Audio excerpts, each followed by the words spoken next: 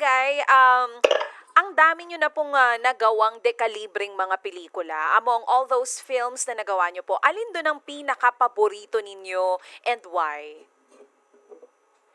Naku, marami akong gustong may mga ginawa akong pelikula na talagang gustong-gusto ko. Kaya napakahirap sagutin kung iisa lang ang sasabihin ko. Mhm, mhm. Ah, tulad ng Himala, ng Tatlong Taong Walang Diyos, ano ba ba ito? Flor, Contemplacion, ano pa ba yung mga ginawa ko?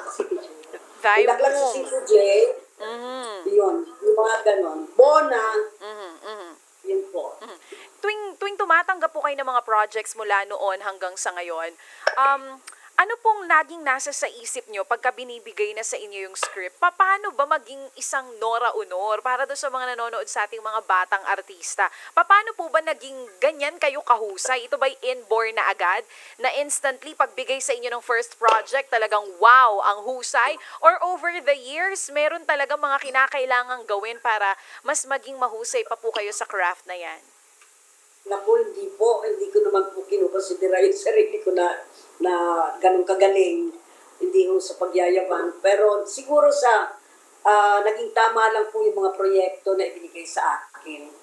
Kaya nagustuhan ko at nung ginawa ko po ay buong puso ko namang ginampanan kung ano yung role na ibinigay sa akin doon sa proyektong yun, doon sa script.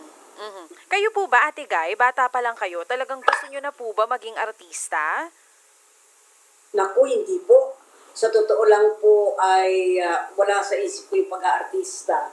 Dahil noong araw po, kung nakita nyo naman po yung mga litrato ko noong araw ng mga fans, eh talagang, tumawa ka. Ba't kaya tumawa ka? Para akong lalaki, napakapayat, maikli yung buhok, talagang, sabi ko nga, parang butiki. Hindi kasi sobrang payat ko talaga. As in, kaya ni sa isip ko, hindi talaga ako makukuha maging artista. Dahil nung kapanahonan po namin, nila, ay, di ba uso naman po yung mga artista na mapuputi, yung mga mistisa, yung matatangkad. My team, tapos, ayoko naman ng pandak sabihin. Hindi, maliit lang. Bakit naman pagpandak? Maliit lang po. Kesa doon sa pangkaraniwang maliit, pangkaraniwang laki. Hindi. Totoo po yun. Kaya hindi ko inisip na maging artista ako at may kukuha sa akin para maging artista. Siguro po, noong sumali kasi po ako sa Tawag ng Tangalan, nung manalo po ako sa Grand Finals, ay doon po ako nag-umpisa talaga. Ang inisip ko lang po noon ay dahil sa pagka yung mga alas 6 na ng gabi, pagkatapos kumain, kami pong pamilya, bago matulog, nagkakantahan kami. Yung mga kapatid ko po, nanay ko, tatay ko, maganda naman po yung mga boses, kaya lang nagkataon lang po na ako po yung pinakamagandang boses sa kanila.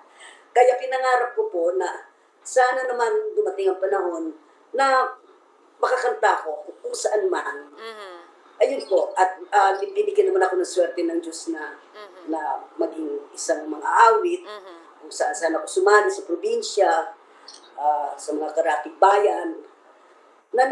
Pag may piyesta, nananalo naman po ako ng first prize. Ang swerte po ang premyo sa akin, 20 pesos.